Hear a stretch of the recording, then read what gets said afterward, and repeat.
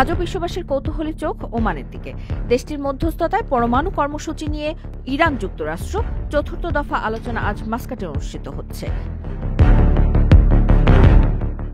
Iran সংশ্লিষ্ট সংবাদ মাধ্যমগুলো নিশ্চিত করেছে ইতোমধ্যেই দেশ দুটির প্রতিনিধিরা ওমানে পৌঁছে গেছেন, আর দুপুর থেকে পররাষ্ট্রমন্ত্রী বদর বিন হামাদ আল বুসাইদির তত্ত্বাবধানে আলোচনা শুরু হচ্ছে।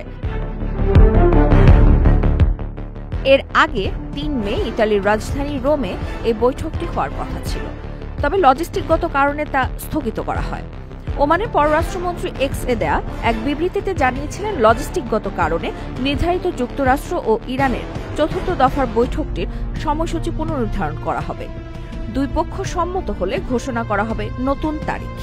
শেষ পর্যন্ত উভয় পক্ষের সম্মতিতে নতুন তারিখ হিসেবে ১১ মে নির্ধারণ করা হয়।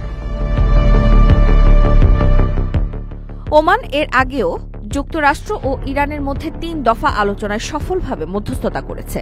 প্রথম দফার আলোচনা ১২ এপ্রিল মাস্কাটে অনুষ্ঠিত হয়, দ্বিতীয় দফার আলোচনা রোমে এবং তৃতীয় দফা ফের মাস্কাটে অনুষ্ঠিত হয়।